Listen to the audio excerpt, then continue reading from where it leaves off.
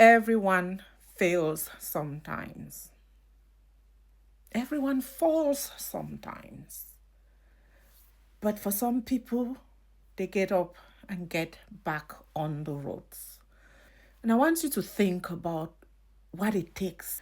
What's the difference between that one category of people who fall and get straight back up and get going, and those who stay down and become defined and overwhelmed by that failure?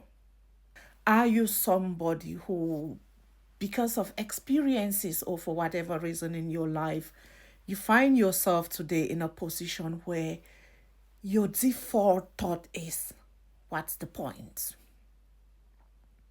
What's the point of repeating, redoing? There's no hope. There's no escape. I have no clue how to do this thing.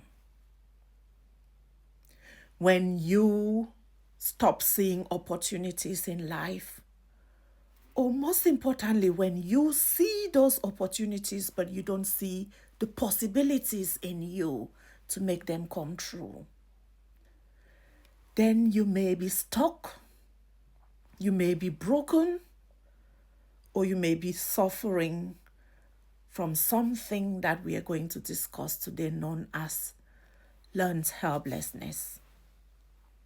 My name is Aso, and I make mindset healing and empowerment videos.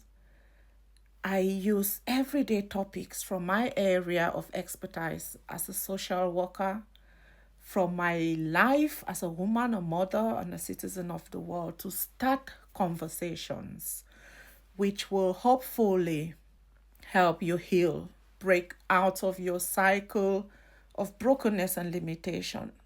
If you're new here, please join me, follow me, subscribe, share, so that we can learn and grow together. Learned helplessness is a concept that was introduced by psychologist Martin Seligman and Stephen Myers, and they did this by using experiments on animals, specifically dogs. Using 3 separate groups of dogs, they introduced them into cages, and in the one cage, some of the dogs were being shocked with electrical shocks, but they had a chance to escape into another section of the cage that had no shocks. So every time they are shocked, they press the lever and they could go into a section that had no shocks. Another group of the dogs was put into a cage which had no electrical shocks at all.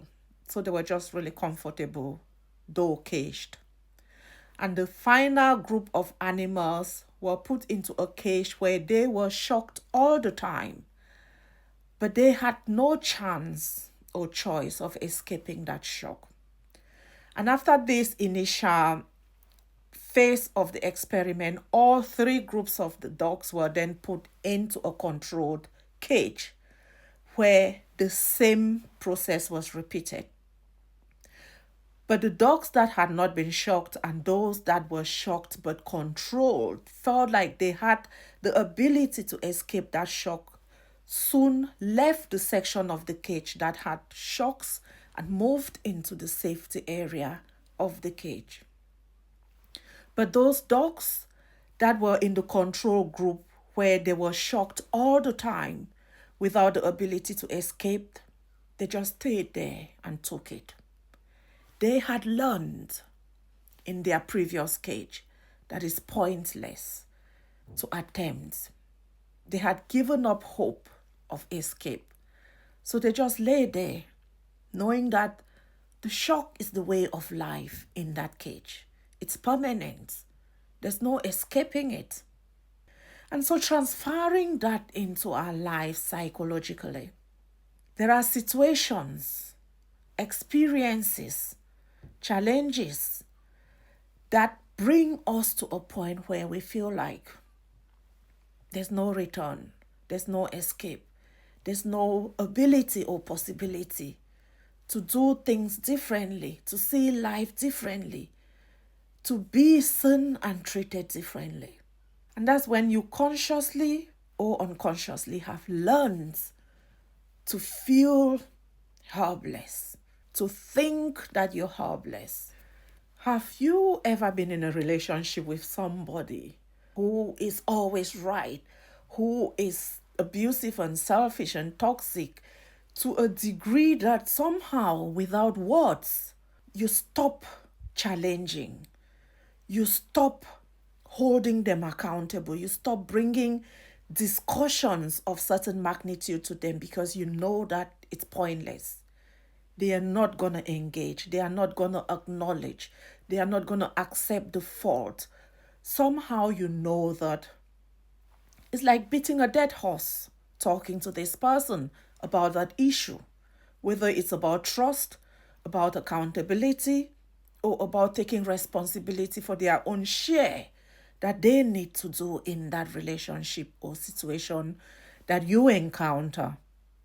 You soon learn without anyone sitting you down and talking to you that you're bashing your head against the wall with this person. That is a situation of learned helplessness where you give up encounters and connections and engagements after repeated evidence to clarify to you that it's pointless carrying on down that route. How do you start to manage and come out of that learned helplessness? The first thing that you want to do is relinquish control. A lot of the times, we think that hanging on, holding on is helpful. Trying to control the situation, trying to manage it all, actually digs you deeper. As you can imagine, the dogs in that control group that were shocked permanently felt like they had no control over their lives. They felt like however they cried, however they tried, they couldn't get out of that cage. So they stopped trying. But when you take things back into your own hands, when you figure out what step you can take without trying to anticipate other people's steps, without waiting to see if the shock will come, without waiting to see if the help will come, then you will rely on you, however feeble you are. Even if it means rolling over, even if it means crawling, your initiative, your action, your ability to relinquish all of that hanging on will let you go. Another way that you can start to come out of learned helplessness is through cognitive reframing. Like, it's all happening up there, the caged bird, the caged elephant. But if they were to take one step, the power that they have physically will break them out of that cage. A lot of our experiences of helplessness are psychological. They are in thought. But when you start to reframe your thinking, when you start to break things down into little actionable steps, just ask yourself, what do you want to begin with? Acknowledge that you have a limitation.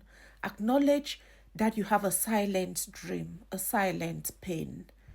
And what is the first thing that you need to do to go towards that dream or away from that pain? And when you figure those two out, what is the smallest action that you can take towards that issue gradually to break that cycle of inactivity, that cycle of limitation and lack of belief in self?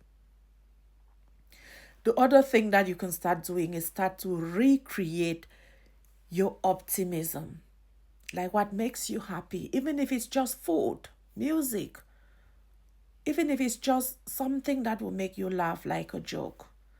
Affirmations, prayers, mantras start to really feed you self-care, pamper you back into that loving, hopeful state of mind that gives you a hunger and dream for life. Finally, but most importantly, lean on your faith and spirituality.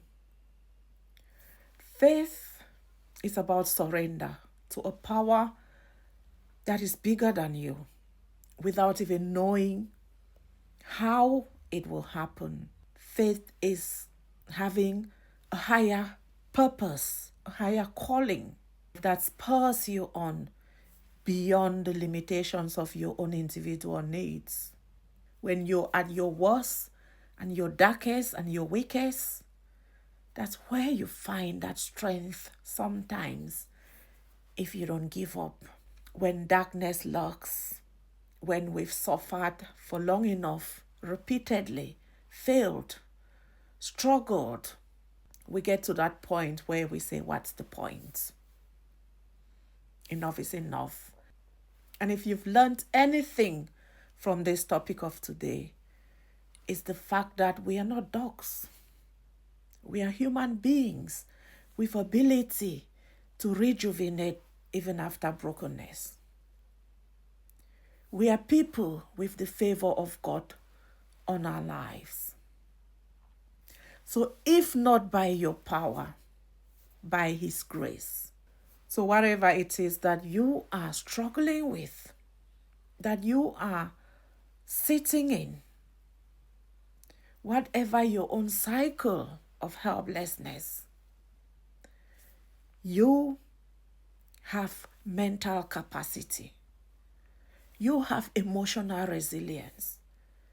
You have spiritual abilities that can break those chains that your individual bones struggle to break. You have cognitive abilities that you can use to start to map your own journey of recovery and growth. And if nothing else, I hope this message of today teaches you that that situation that you've given into, that opportunity that you've given up on, you can change your story. You can change whatever it is that has become your own cross that you bear. You can do and be and become whoever you want to become. If this resonates with you, please share it with somebody. And if this does not resonate with you, if you're not in that corner of helplessness, thank God. But who knows who is waiting for you to break their own cycle with this message.